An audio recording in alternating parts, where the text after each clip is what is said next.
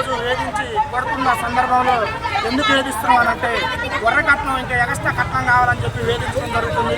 అదేవిధంగా మార్నింగ్ మాట్లాడిన మరుక్షణం మా బాబాయ్ వెళ్ళండి నేను డబ్బులు తీసుకొని వచ్చి ఇస్తా, నా బిడ్డను ఇబ్బంది పెట్టద్దు అని చెప్పి మాట్లాడిన సందర్భం. అదేవిధంగా డబ్బులు తీసుకొచ్చి ఇస్తా అన్నాక అర్ధగంట తర్వాత మనిషి చచ్చిపోయిందంట. ఆ మనిషి చచ్చిపోయిన విషయం మాకు గంటన్నరకి కొండపల్లి గవర్నమెంట్ హాస్పిటల్కి తీసుకొచ్చి మాకు ఇన్ఫార్మ్ చేశారు. ఒక పెద్ద మనిషిని అడిగితే దారిలో చచ్చిపోలేదు, హాస్పిటల్లో చచ్చిపోయింది అన్నాడు.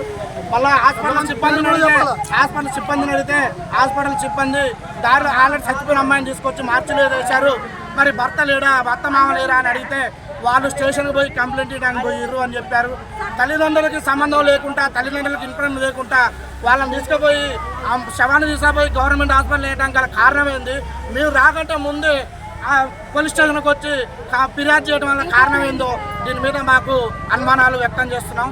అదేవిధంగా ఎస్ఐ గారైనా స్థానిక నాయకులైనా మాకు న్యాయం చేయాలని ఈరోజు పోలీస్ స్టేషన్ ముందు ధర్నా కూర్చుందామని చెప్పి మేము స్టేషన్ ముందు ఎస్ఐ గారికి అక్కడికి వచ్చినాం. ఎస్ఐ గారు ఏదంటే మాట్లాడదాని అవతల పెద్ద మనుషులు పిలిచిర్రు. అవతల పెద్ద మనుషులు తాగి వచ్చి మమ్మల్ని గల్లాలు బట్టి నెట్టిన దృశ్యాలు సీసీ కెమెరాలు ఉన్నాయి స్టేషన్ ముందు, ఒకసారి చూసి మాకు న్యాయం చేయాలని కోరుతున్నాం. For more videos like this, subscribe Big TV channel.